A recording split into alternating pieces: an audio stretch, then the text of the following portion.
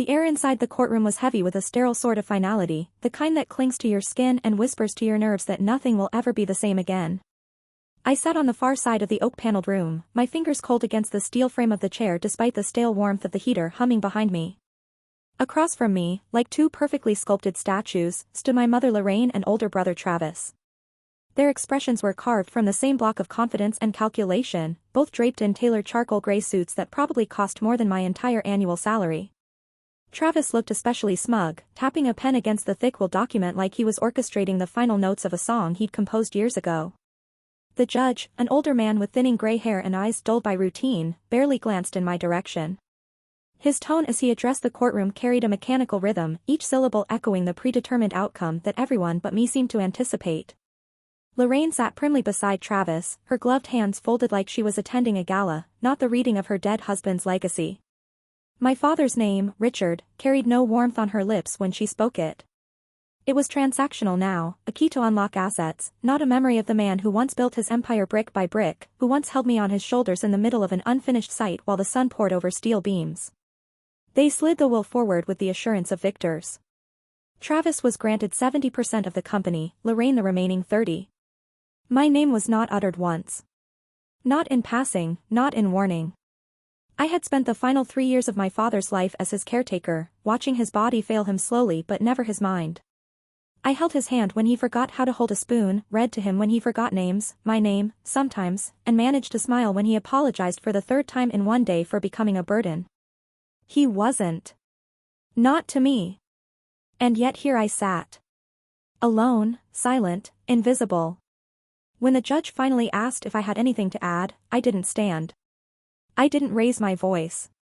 I simply reached into my coat pocket and laid a small, sealed envelope on the table. The hush that followed wasn't dramatic. It was confused, irritated. Lorraine's brow tightened. Travis shifted slightly in his seat. I didn't look at them. Instead, I unfastened the gold chain from around my neck and lifted the pocket watch my father had given me 2 days before he passed. A piece polished by age, dented slightly on the side where he'd once dropped it during a site inspection. Everyone always thought it was just a sentimental keepsake, something passed down from father to child, but I had felt the difference the moment he placed it in my hand. He had looked at me then, really looked at me, his eyes clear in that rare moment, and said, "When the time is right." Now was that time. The judge arched a brow, gesturing to the envelope. "What is this?" "A letter," I said evenly, "from my father. Written 3 days before he passed. His final wishes, notarized." Lorraine laughed. It was light, almost pleasant, like someone chuckling over a brunch table, not in a courtroom. "Are we really doing this?" she said, turning to the judge. "Richard's will was finalized months ago. Anything else is irrelevant." I didn't respond. I simply pushed the envelope forward and clicked open the pocket watch.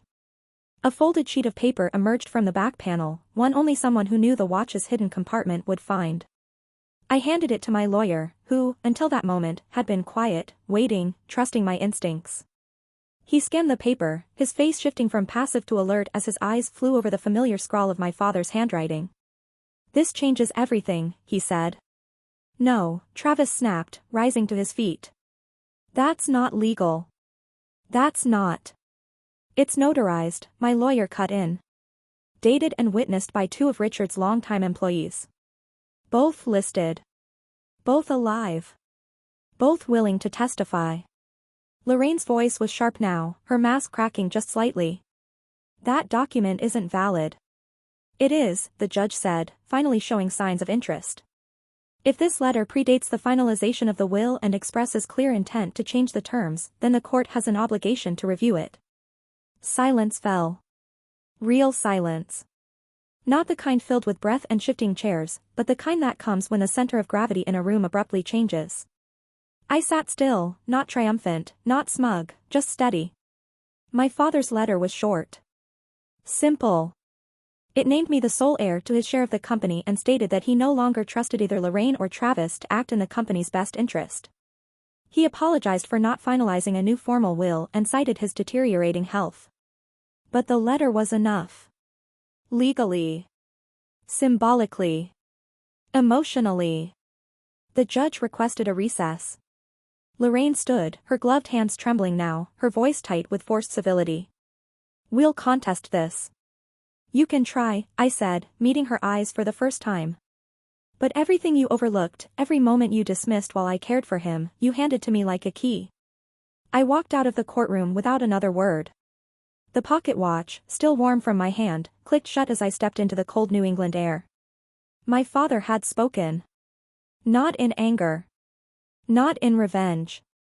But in quiet, decisive love. And that was louder than anything they had brought into that courtroom. The funeral was small. Quiet. Unassuming in a way that felt almost disrespectful to the man my father had been, but in truth, it was exactly what he'd asked for. No speeches, no crowd, no performative grief. Just me, a handful of close friends from the early construction days, and a thin layer of frost clinging to the Vermont soil. I remember standing at the edge of the grave, my gloved hands clenched, the cold biting through the fabric, watching the casket lower into the earth with a finality that didn't feel real. There was no thunderous collapse of emotion. Just the dull weight of absence, sitting in my chest like wet concrete. Lorraine stood beside Travis, wrapped in black wool and fake solemnity, her makeup impeccable, eyes dry. She didn't hold my hand, didn't speak to me. Travis kept adjusting the collar of his coat, shifting from foot to foot as though the gravesite was just another appointment he couldn't wait to be done with. 2 days later, I received a call from a law office I'd never heard of, Lockwood and Rayner LLP. The voice on the line was formal, polite, and clinical. I was requested, not invited, to attend the reading of a will. No details given. Just a time and an address.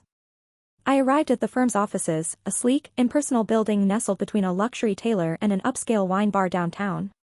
Everything about the place felt curated for people who didn't know the meaning of struggle. It smelled like leather and sterilized ambition. When I walked into the conference room, they were already there. Lorraine, sipping espresso from a delicate porcelain cup like she was at a brunch, not the aftermath of her husband's death. Travis leaned back in his chair, legs casually crossed, the sleeves of his designer coat barely wrinkled. They didn't look at me like family. They looked at me like a nuisance. Like I was the last loose thread in a plan they'd already stitched tight. The lawyer, some man I'd never seen before with a soft voice and a perfectly parted side part, handed me a manila folder with my father's name printed across the top. Inside was a copy of what he claimed to be Richard's final will and testament. My heart didn't break as I read it. It didn't shatter. It shriveled, curled in on itself like paper in a flame, turning black and hollow at the edges. The will named Lorraine and Travis as sole beneficiaries. It cited my non-business lifestyle as the reason for exclusion, claiming I lacked the ambition, seriousness, and professional alignment to contribute to the family's legacy. It was cold. Detached. Like I had never existed inside my father's orbit. I couldn't speak for a moment. The words blurred on the page, not from tears, there were none, but from disbelief so sharp it numbed me. Lorraine's voice cut through the silence with that poisonous sweetness she'd perfected over the years. "It's nothing personal, dear. You chose a different path. You've always been artistic. Independent." She said the word like it was a disease. Travis didn't say anything. He just smirked, like a man finally getting the reward he'd always felt owed. But something in me flared, an instinct, primal and immediate. Not just grief, not just betrayal. It was wrong. I'd seen my father's handwriting more times than I could count. On blueprints, in notebooks, on the yellow sticky notes he'd leave on my coffee cup with reminders to eat. His writing was unmistakable, tight, angular, with a slight slant to the right. But this signature? It was too smooth. The pen pressure looked off. It lacked the hesitation and wear that had crept into his hands in the last year of his illness. This signature looked healthy. Too healthy. It looked like someone trying to be him. I studied the will again, this time as someone who knew the man behind the ink, not just the legal clauses. The phrasing didn't sound like him either. My father was blunt, practical, and had no tolerance for vague language. The document was filled with soft corporate euphemisms that he would have mocked. Lacks vision. Lifestyle misalignment. Redirection of assets toward optimal successors. No. That wasn't Richard. I looked up and caught Lorraine watching me, her lips pursed just slightly. She knew. I felt it like static in the air. She knew I had seen something I wasn't supposed to see. And in that moment, something inside me shifted. I stopped grieving and started calculating. My father had trusted me with his care, with his private thoughts, with his final days. And I would not let these two erase me from the story of his life with a forged signature and a smug smile. I closed the folder slowly, laid it on the table, and without a word, stood and walked out of the office. I didn't need to argue. Not yet. I needed to find the truth. I needed time. And I needed to remember everything, every word, every slip, every irregularity. Because something in that room reeked of rot. And I wasn't going to let them bury it with him. The industrial district looked the same as it always had, gray, uninviting, and coated in a layer of permanent dust from decades of construction and quiet deals. The air there was thicker, heavier somehow, with the scent of machinery oil and wet concrete clinging to the wind. I parked near one of the old warehouses, the same one where I used to watch my father and Elias reviewing blueprints over folding tables, laughing like the world couldn't touch them. It had been a fortress of trust, a place where I was allowed to exist not as a daughter, but as someone who belonged. Today, I was coming for truth, not comfort. Elias was already there when I stepped through the side door, leaning against a steel support beam, sleeves rolled up, clipboard in one hand. He hadn't changed much, same hard eyes, same sun-damaged skin, same steel-toed boots that looked older than me. He looked at me for a long second, and something passed between us, unspoken but heavy. Then he gestured toward the corner office, one with dust-covered glass walls and memories trapped in the corners. We didn't speak until the door was shut behind us. I heard, he said finally, folding his arms. Didn't take long, did it? I didn't bother asking what he meant. We both knew. The will. The erasure. The power shift. I pulled out a copy of the will and handed it to him, watching his eyes track the words. He squinted at the signature for a long moment, then pulled a magnifier from the drawer without saying a word. When he finally looked back up at me, his mouth was pressed into a thin line. It's real, he muttered, technically. Pen pressure's consistent. It's not traced. But, he hesitated, rubbing the back of his neck like he was trying to loosen something stuck between his spine and his gut. It doesn't sit right. He signed it. Yeah. But he wasn't himself when he did. That last month, he was worried, Maddie. Real worried. I leaned in. About what? About Travis, he said immediately. Said he was digging into the company accounts, funneling cash into side projects without authorization. Fancy vehicles, shady vendor deals, some kind of offshore play he couldn't explain. Your dad asked me to start documenting things. Quietly. He didn't want to make a scene. My heart hammered in my chest. I'd suspected mismanagement, sure, but this was deliberate theft. Fraud. And my father had known. Why didn't he confront him? I asked. Elias looked away, jaw clenching. Because Lorraine was backing him. Everything he tried to fix, she'd undo behind his back. And he was tired, Maddie. He wanted to fight, but he didn't have the strength anymore. So instead, he started preparing for a worst-case scenario. He stepped over to the old file cabinet in the corner, unlocked it with a key I hadn't seen in years, and pulled out a thin file marked with my father's initials, RCH. Inside were notes, hand-drawn flowcharts, and names scribbled in the margins. At the center of it all was one term, circled several times, contingent trust. Your father met with Malcolm Hayes, Elias said, handing me the file. His personal lawyer. Not the firm Lorraine used, this guy worked independently, off-grid, old school. Richard told me he wanted to transfer the real estate portfolio and key company assets into a trust that couldn't be touched unless certain conditions were met. He called it his insurance policy. What kind of conditions? I asked, flipping through the pages, my fingers trembling slightly. Misconduct. Financial abuse. Or if you were ever written out of the will, Elias said quietly. He didn't trust them, Maddie. Not for a second. He just didn't have time to finalize everything. But I'm telling you, he started the process. And Malcolm?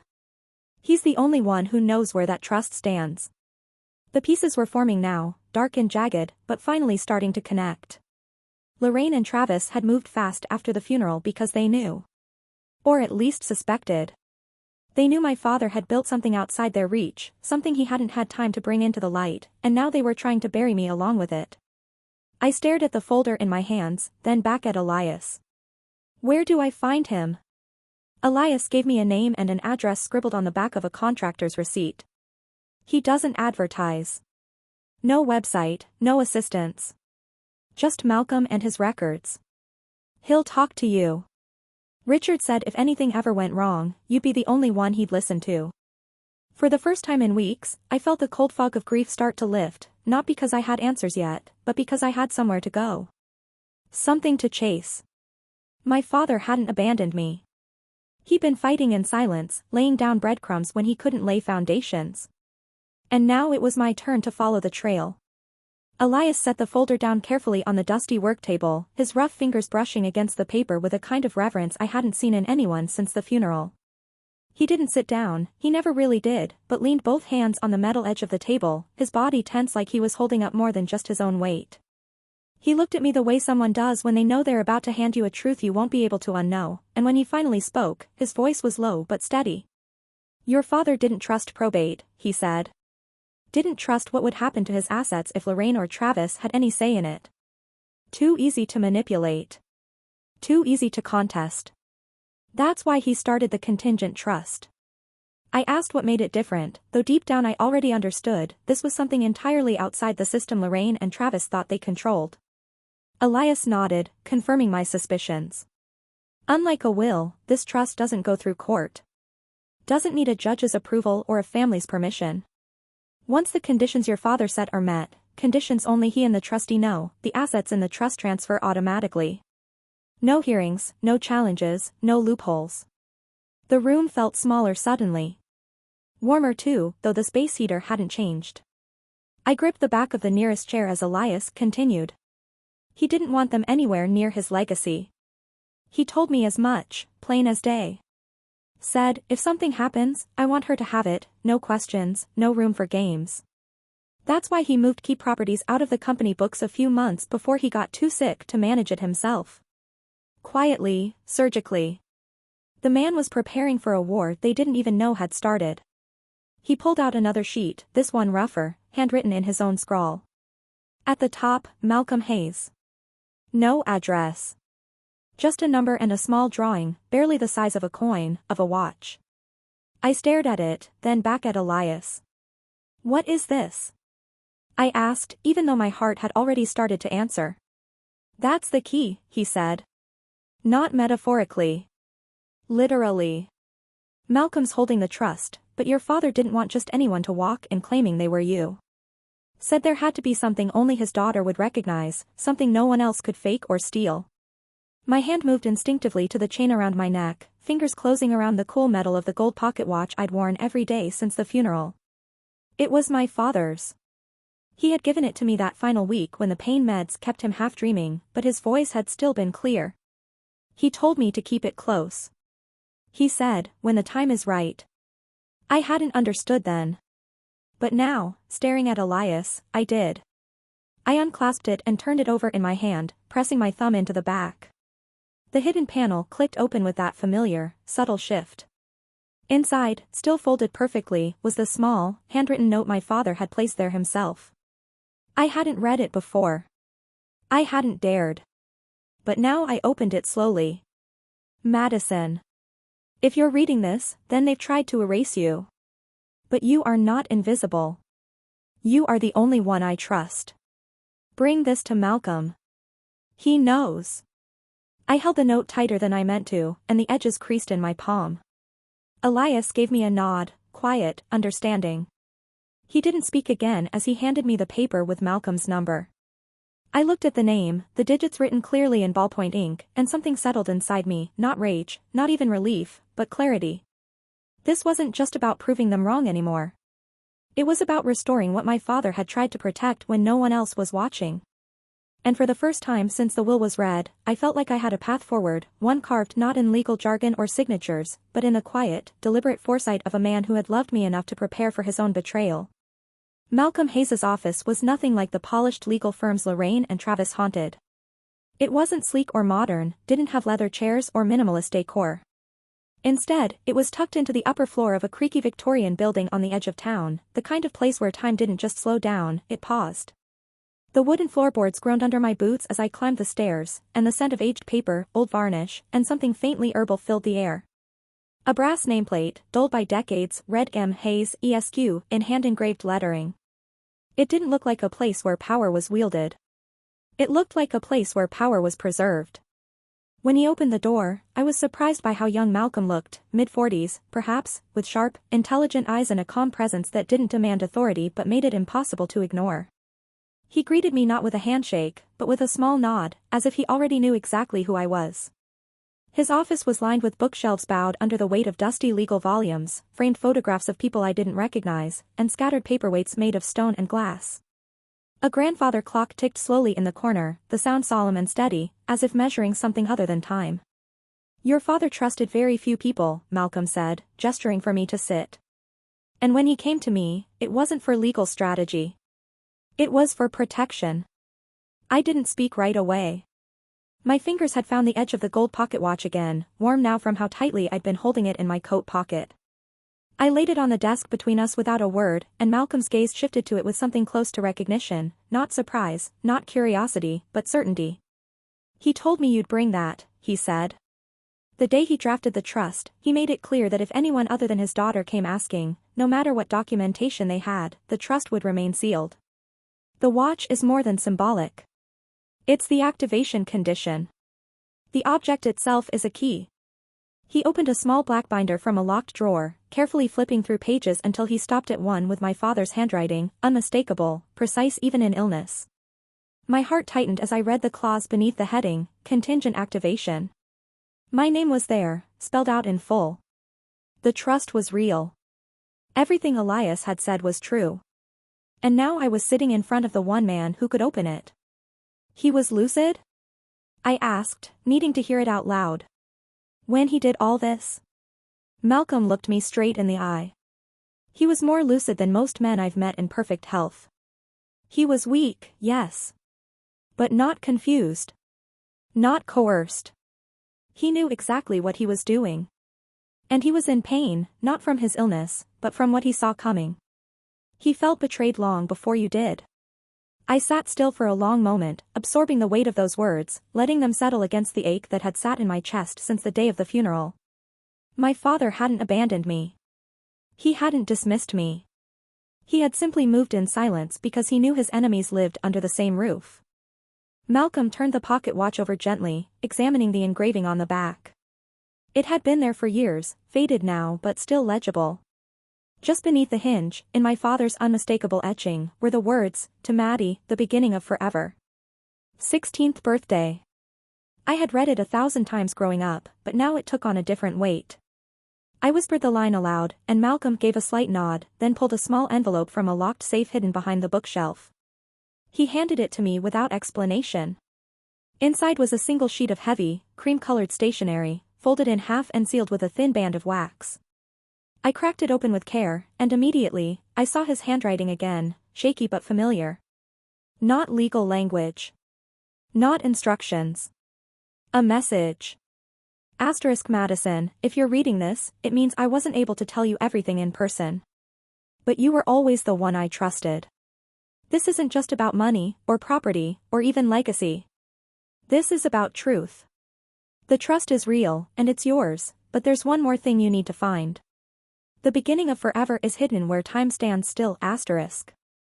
I read it twice, then 3 times. Malcolm didn't interrupt. "What does it mean?" I asked eventually, though I already felt the answer forming, far off in a part of my memory I hadn't touched in years. "He said you'd understand it," Malcolm replied. "That when the time was right, the meaning would be obvious to you, and only to you. The trust document itself is protected by an additional clause. To access the real ledger, the full assets, you'll need to show proof that you've unlocked what he called the true beginning. Something he hid away before he lost the strength to finish his plan." I stared at the note again, my father's handwriting wavering in my vision. "The beginning of forever is hidden where time stands still." My hands closed around the pocket watch again, and I pressed it to my palm like it might whisper the answer if I held it tightly enough. It wasn't just a key. It was a message. The object they had overlooked, ignored, discarded as sentimental. But my father never did anything by accident. He had given it to me on my 16th birthday, the last real celebration we ever had together before Lorraine and Travis began dividing our world between them. That day had been quiet. Just the two of us. And the place he gave it to me, an old train station, long out of use, where he used to take me to watch the sunset as a child. Where time had literally stood still. The road to the estate felt longer than I remembered. The trees lining the private drive were skeletal in the winter light, their branches bare and sharp against the sky, and the gravel crunched beneath the tires of my car like distant thunder.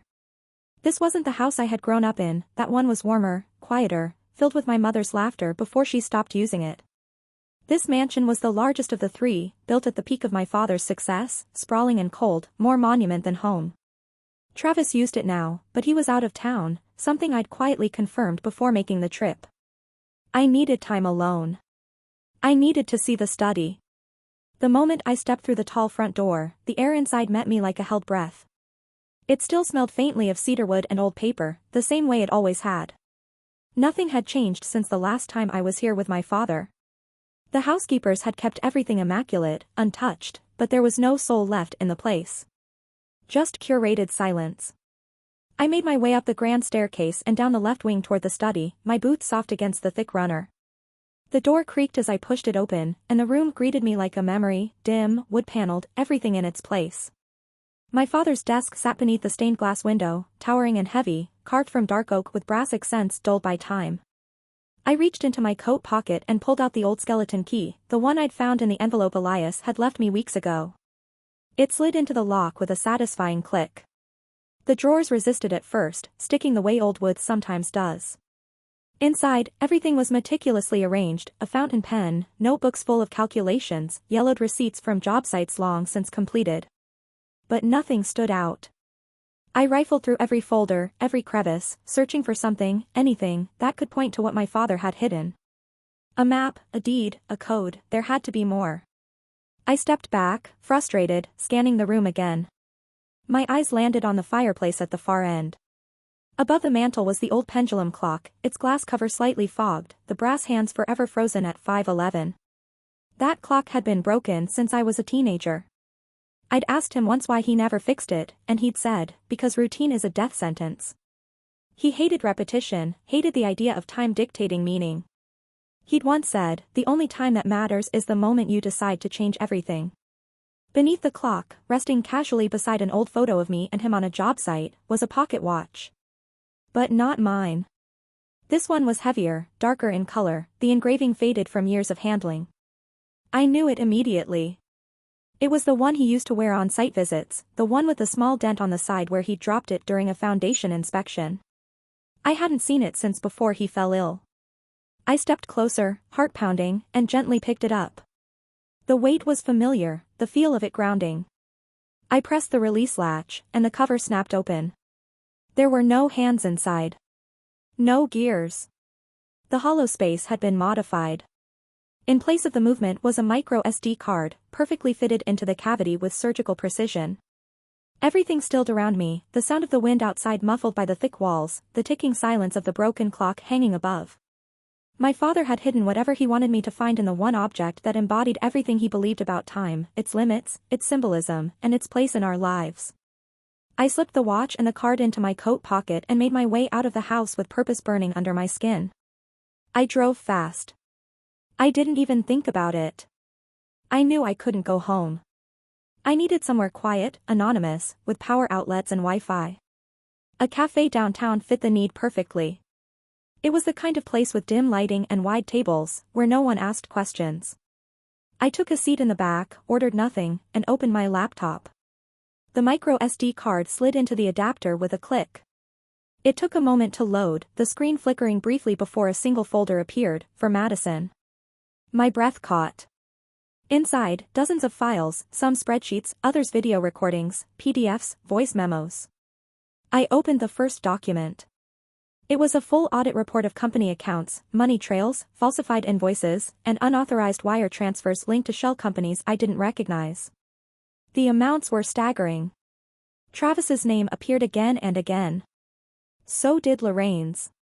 I clicked on a video file next. My father's face filled the screen, thinner than I remembered, his voice scratchy but unmistakable. If you're watching this, Maddie, then you've found what they thought you never would. I'm sorry I had to hide it this way. I had to keep it safe, from them, from the courts, from anyone who would use it against you. You are not unworthy.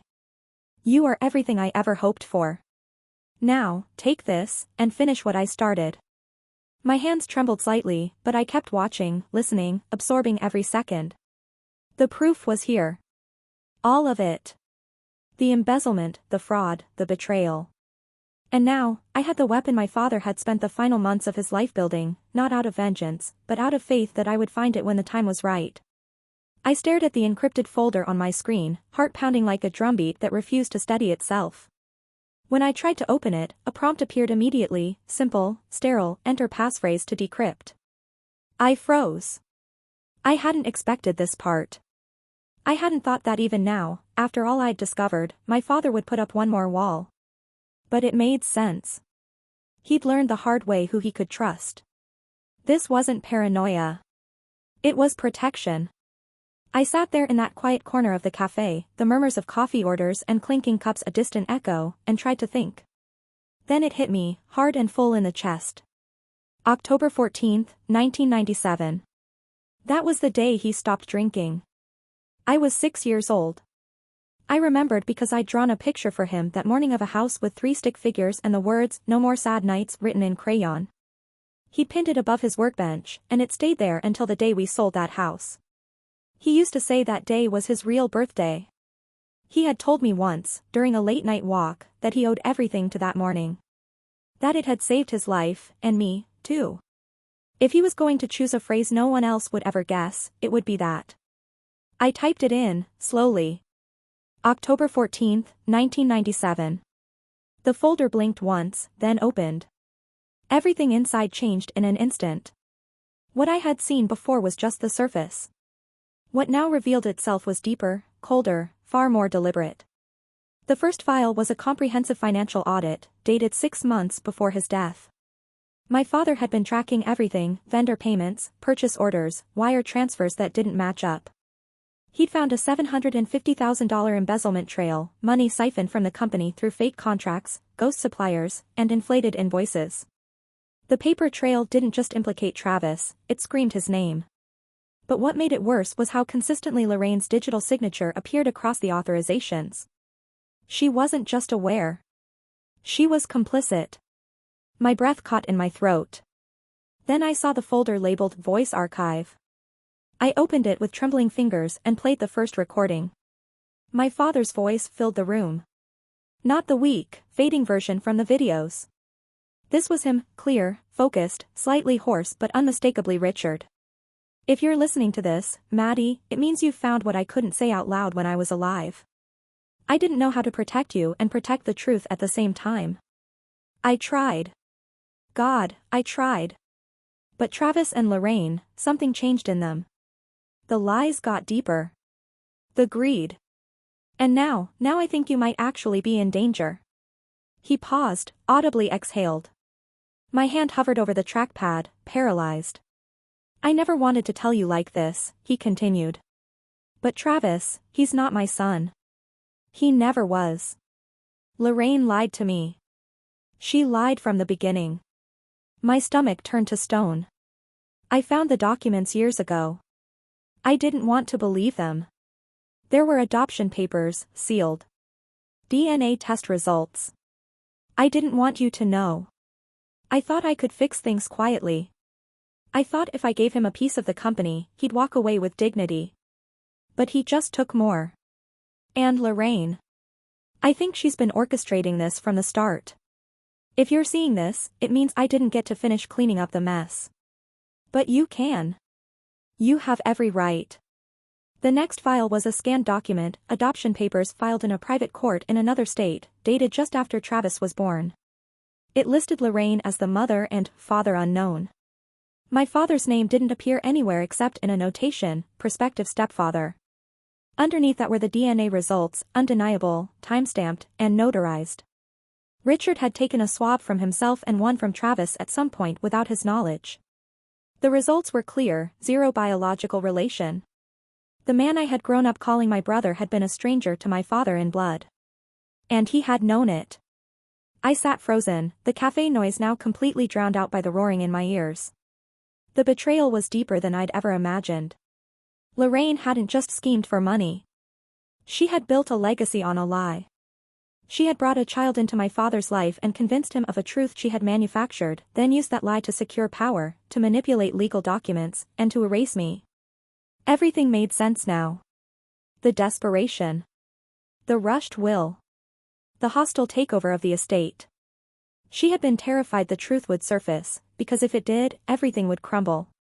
Her son wasn't an heir. He was a false claimant. And she had built her house on stolen sand. But now I had the truth. Every file, every voice memo, every line of evidence. My father had known they would try to destroy me, so he had left me with the one weapon they couldn't fake, reality. The air outside the cafe felt sharper when I stepped back into it, like the cold had turned into something sentient, wrapping itself around my throat and lungs. I didn't go home. I didn't sleep. I went straight to the one person Elias had once mentioned in passing as someone who didn't flinch at power plays, Ava Moreno, a corporate fraud litigator with a reputation for exposing white-collar corruption, even when it meant going after people with political insulation. Her office was in the city, in a brutalist building that looked more like a courthouse than a place of business. The kind of place where words like immunity and discovery held teeth. She opened the door herself. No assistant. No preamble. Just her, in a gray suit with sleeves slightly rolled, hair tied back, and eyes that studied me like I was a deposition she had already outlined. Elias said you'd come, she said. Let's get to work. Her office was minimal but lived in. Notebooks stacked high. Court dockets pinned to one wall, legal pads covered in looping annotations. I laid out everything, first the financial audits, then the video messages, the DNA evidence, the sealed adoption records, the audio recordings, the backup data from the SD card, and the handwriting analysis I'd quietly obtained to support the forgery claim on the revised will. As I spoke, she didn't interrupt. She took notes quickly, flipping through the evidence like someone who had seen too many bad faith cases and finally found one that screamed truth. When I was done, she sat back and exhaled through her nose. You're sitting on a nuclear device, she said. And they've been standing on the detonator for months. We spent hours organizing everything. Every document, every digital file was duplicated and stored on separate encrypted drives. She made phone calls I wasn't privy to, set up forensics specialists, and pulled favors from people who owed her more than just goodwill. Her precision was surgical. Each step was calculated. There was no room for revenge. Only exposure. The kind that couldn't be twisted by narrative or drowned in legalese. The forgery on the will is provable, she said, flipping through the side-by-side signature analysis. The money trail is documented, and Travis's access to those accounts is already on record. Lorraine's involvement links her to conspiracy and corporate fraud. But what makes this case unshakable is the DNA. She paused, then leaned in, her voice lowering slightly. That isn't just legal fraud. That's identity manipulation. Parentage fraud, proven. The revised will becomes meaningless if Travis was never a legal heir. This isn't just about getting your inheritance back. This is about dismantling a lie that has been protected by power, status, and careful grooming of influence for over 2 decades. I nodded, but my mind was already spinning ahead. What about the court? I asked. The judge assigned, Whitmore. He's not neutral. She didn't flinch. I know. He's old money. Sits on the board of a financial group that's handled Travis's assets for years. This case lands in his lap, it gets buried. No injunctions, no emergency motions, he'll rule procedural delays until your side burns out. So, what's the play? Ava leaned back, tapped her pen once against the table, then looked at me like a general studying a battlefield. We don't ask for justice, she said. We drag it into the light. We file everything publicly. We use state-level protections on whistleblower filings. We submit to the Attorney General's office, the Probate Review Board, and the media, strategically, not all at once. We force them into a corner where denial becomes conspiracy. We don't wait for Judge Whitmore to bless the case. We force him to suffocate under the weight of what's been made public. She opened a drawer and pulled out a fresh file folder, already labeled with my name in blue ink. She clipped the first set of documents inside, the affidavit I would sign in the morning, the evidence chain of custody, and the letter to the ethics committee outlining the judicial conflict of interest. From this moment forward, she said, you're not the black sheep of a rich family. You're a whistleblower holding proof of a multi-million-dollar fraud and a paternity scheme used to rewrite a fortune. This stops being personal the minute we move. Outside the window, the sun was setting behind a haze of city light. The storm hadn't broken yet, but I could feel it building. In the silence between her words, in the heavy way my breath moved in and out, I realized this wasn't just about me anymore. It was about the truth that had been buried for too long, and the fire it would set once the first match was struck. The air was different this time as I stepped back into the mansion, not colder, not warmer, just quieter. Like the walls were holding their breath. The light in the entry hall was soft, filtering in through the high windows as though the house itself wasn't sure it wanted to witness what was about to happen. I moved with purpose down the marble corridor, past portraits that no longer felt like family, and into the drawing room where I knew they'd be. They always gathered there, in the room with the grand piano no one played and the fireplace that never lit, pretending this empire hadn't been built on control, lies, and legacy. Travis was the first to look up. He was lounging, as always, drink in hand, feet propped on the edge of the coffee table like he owned the floor beneath it.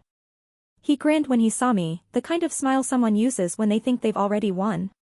Lorraine was by the window, sipping from a cut glass tumbler, staring out like she couldn't be bothered to turn around unless I said something worth her time. Well, Travis said, standing slowly.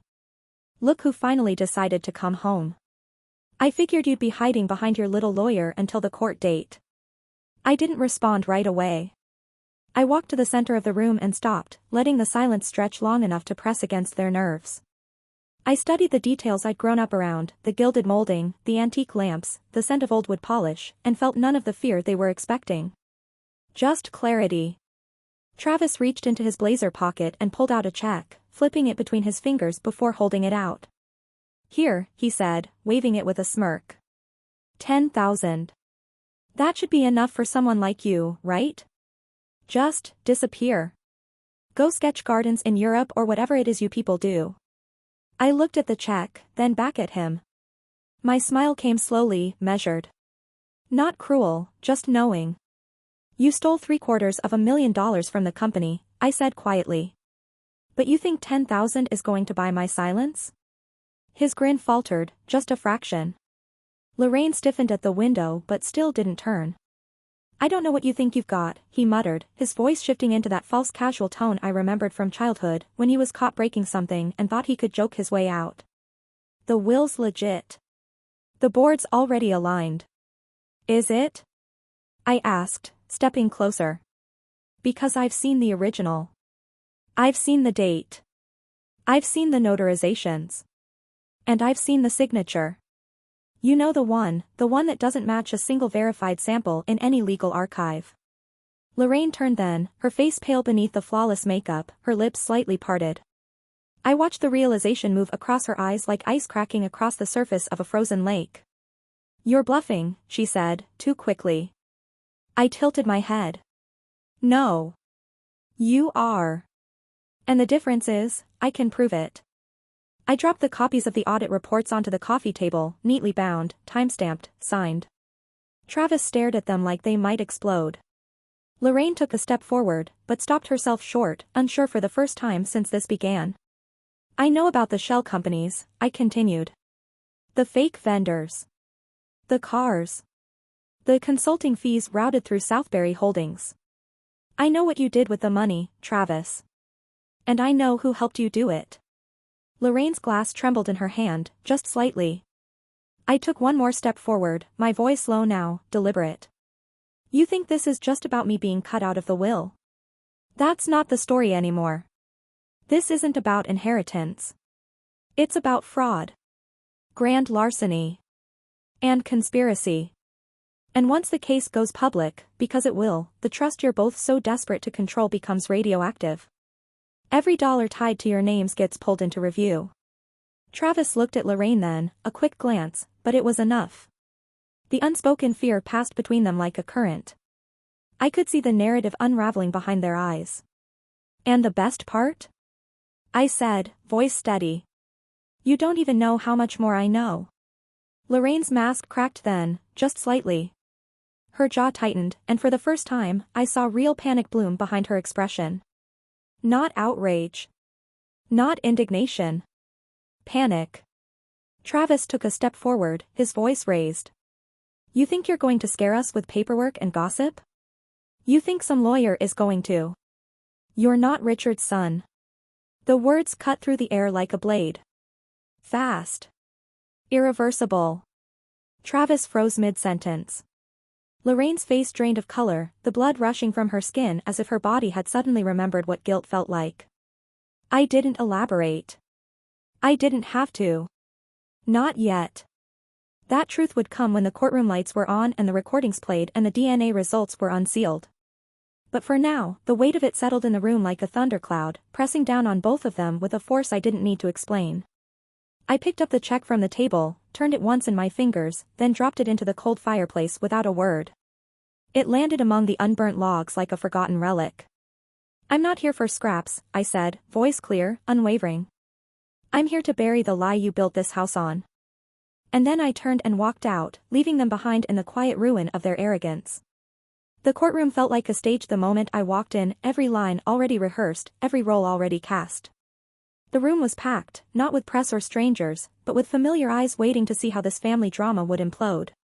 Travis sat at the defendant's table in a navy blue suit too sharp for someone pretending to be calm, and Lorraine sat beside him in black, face powdered into porcelain. Their legal team was a small army, 3 attorneys, 2 paralegals, and 1 carefully chosen expert witness sitting near the back. I had Ava. And Ava had the truth. But truth doesn't always matter when the game is rigged.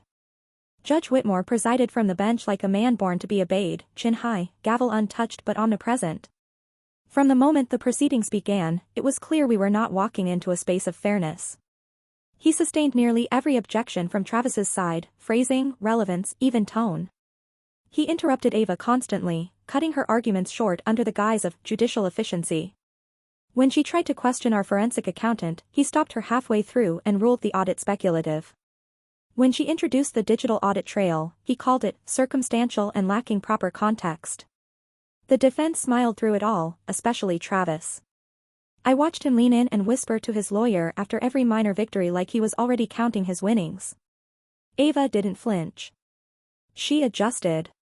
She shifted focus without missing a beat, pivoting away from the broader accusation of fraud and narrowing in on something Judge Whitmore hadn't yet objected to, the actual movement of funds. Not conclusions. Not accusations. Just numbers. She began pulling up spreadsheets, bank statements, and transaction records showing the transfer of hundreds of thousands of dollars into offshore accounts in the Cayman Islands, accounts with weak ownership trails, minimal documentation, and no corporate oversight. She didn't call it theft. She called it discrepancies in fiduciary procedure. The judge leaned forward for the first time, not in challenge, but in interest. Ava detailed how shell companies were receiving consistent payments, all signed off by Travis using a forged board approval process. She traced account names to fake vendors, then matched those vendor email addresses to IP addresses located in Travis's second home. She never said the word criminal. She didn't have to. The jury started leaning in. Even the clerk's pen stopped mid-scratch. The room shifted, not fully, but enough. Enough to let air in. Then she said it. The reason these transfers were obscured, Your Honor, is because my client was never meant to discover the existence of the contingent trust. The defense team laughed. Literally laughed. I watched one of the attorneys glance back toward the gallery and shake his head in theatrical disbelief. Lorraine allowed herself a smirk, while Travis leaned forward like he was ready to gloat before the sentence even finished leaving Ava's mouth. Judge Whitmore narrowed his eyes. A trust, he repeated. What trust? Ava stayed calm. A contingent trust established by Richard Caldwell for his daughter, Madison. The terms were set outside the standard probate structure in order to protect a specific portfolio of real estate assets. The activation condition was met. My client has possession of the original documentation, notarized and signed. The judge waved his hand dismissively. If this trust exists, and that's a considerable if, I will require notarized proof submitted under authenticated chain of custody. Hearsay and unsigned claims hold no legal merit here. Travis couldn't hide his amusement. He leaned back again, smug as ever, clearly convinced we'd just fired our last shot and missed. Lorraine didn't move, but I saw the flicker in her posture, the way her shoulders shifted, barely, as if bracing. Ava nodded as if she expected exactly this reaction. Understood, she said simply. We'll submit it shortly. The judge looked down at his papers and began shuffling through them like the issue was already resolved, like it had never even mattered. His bias wasn't hidden anymore. It was practiced, precise, weaponized in the open, because he believed the law was his to mold. But what none of them realized yet, what they couldn't see through their smirking certainty, was that the proof he'd just demanded had already been prepared. The notarizations were real. The trust was real. The activation condition was fulfilled. And the documents he believed didn't exist were waiting to be introduced not just into the court record, but into the public eye. They thought they had won. They thought the silence meant surrender. They had no idea what was coming. As I stood there in the silent courtroom, I could feel every eye shift toward me, but I didn't flinch. My hands didn't shake. My voice didn't tremble. Ava, calm and precise, reached into her briefcase and laid the gold pocket watch gently onto the table before the judge. The polished surface gleamed under the sterile courtroom lights, but it wasn't the timepiece itself that mattered, it was what was hidden inside. She pressed the small latch, and the watch split open with a soft click. Inside, nestled where gears once turned, was the micro SD card. Authenticated by Malcolm Hayes, she said, sliding the evidence bag forward. Along with sworn documentation confirming the item's chain of custody and its contents. Judge Whitmore looked visibly irritated. He leaned back, adjusting his glasses, clearly expecting to dismiss it with some technicality. But Ava wasn't done. With practiced ease, she handed a second bag to the clerk. Your Honor, this is the voice of Richard Ashford, the deceased. It's his own words, recorded less than 2 weeks before his passing, addressed to his daughter, Madison Ashford. The court will see this statement is time-stamped, metadata intact, and forensically verified. The judge raised his hand to interrupt, clearly trying to suppress the moment, but Ava had already given the nod. The recording began to play. Richard's voice, deep, gravelly, worn by decades of experience and the weight of betrayal, filled the courtroom. I closed my eyes, letting the sound of my father's voice steady my breath. If you're hearing this, he said, then I'm gone. And if you're standing in a courtroom, it means they've gone through with it. Lorraine. Travis. I know what they're capable of. But Madison, you were the only one who stayed. You were there when I was sick. You held me together. You stayed up at night to help me breathe when the painkillers stopped working. I didn't leave you out of the will. I created something different.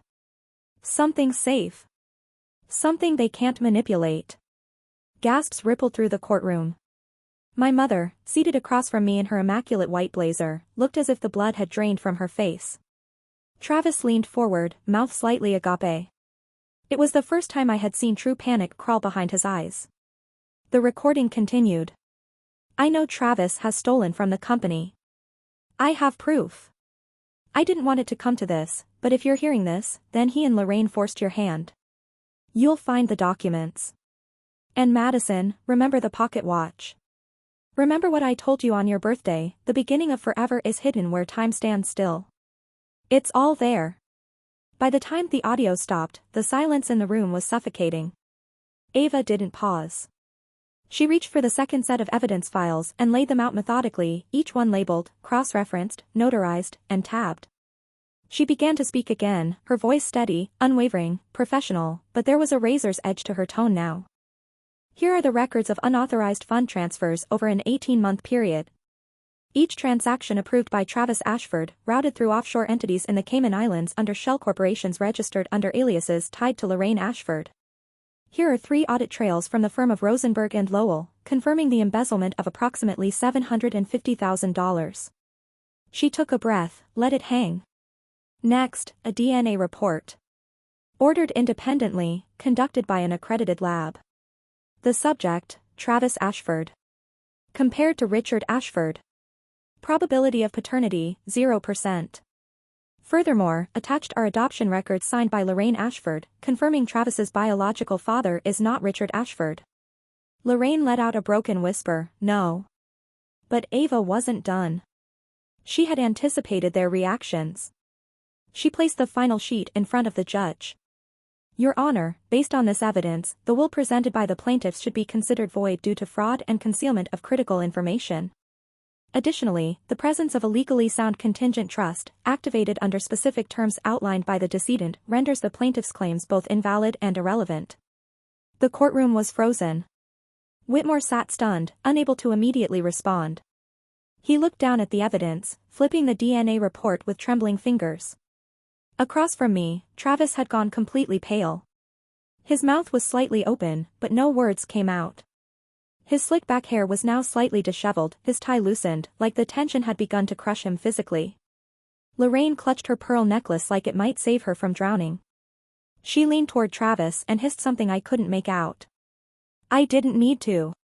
The entire room had just seen everything unravel. Whitmore looked up slowly, his voice cracked when he finally spoke. This court will take a recess. Bailiff, secure the submitted evidence for review. A murmur ran through the gallery. Reporters at the back were already fumbling for their phones. The courtroom cameras, required for public probate proceedings of high-value estates, had captured everything. Every word. Every revelation. I stood. The weight I'd carried for nearly a year, through silence, isolation, suspicion, and grief, lifted from my shoulders, not all at once, but piece by piece. As I turned to leave the courtroom during the recess, I didn't look back at Travis or Lorraine. Because I didn't need to. They were already collapsing under the weight of the truth. The moment the verdict was finalized, the courtroom didn't erupt. It didn't break into cheers or gasps. It went still, heavy with the kind of silence that feels sacred, final. I didn't smile. I didn't cry. I stood perfectly still as Travis was ordered to stand and was placed in handcuffs, his wrists bound in quiet clinks that echoed louder than anything he'd ever said to me.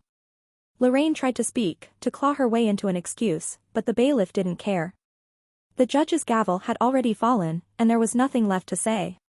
She turned her head sharply as she was led out, trying to find me through the crowd. But I didn't meet her eyes. I didn't need to. They were escorted from the room like what they had always been, imposters in a legacy they'd forged through deceit. I watched their backs as they vanished behind the swinging doors, swallowed up by the system they thought they could control. And still, I felt no satisfaction. No joy. Just a strange and quiet peace. A deep breath finally drawn after months of holding everything in. The court had confirmed the trust's validity. Every document signed by my father had passed authentication. Every asset was transferred under the structure he had designed to protect me when he could no longer stand.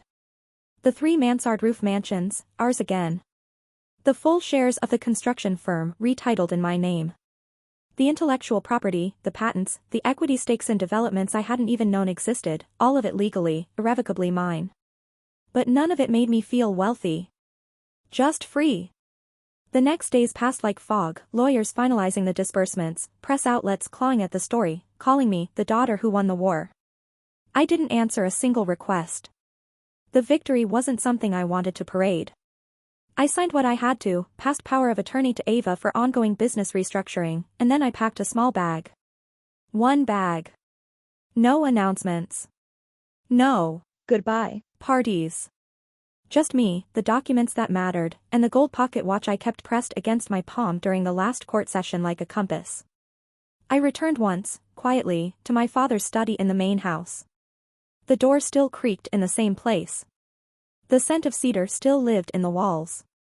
I sat in his chair, opened the same drawer he used to keep his pens in, and placed the watch inside with a single note folded behind it. I found it. All of it. Thank you. Then I locked the desk and left the key on top, exactly where he used to leave it when he was done working. I walked through every room in silence, each one now legally mine, but no longer needed. The past didn't live there anymore. I disappeared without a trace. No press releases. No photographs. No interviews. I left the family name behind, the poisoned roots, the marble floors and gold frames. I left the cold dinners and the lies whispered between courses. The true inheritance wasn't the company or the land or the properties people would fight over until their final breath. It was the truth. The quiet clarity of finally knowing who my father really was, not the man they said he was, but the man who fought in silence to protect me when the world turned against him. I didn't run. I walked. Steady. Calm. Free. Somewhere along the way, I took the watch back out and looked at it one last time. The hands had never moved. The gears had been replaced. It had never been about keeping time. It had been about waiting, for the moment I would be ready to become something more than just the girl they tried to erase. It was never about the end. It was always about the beginning.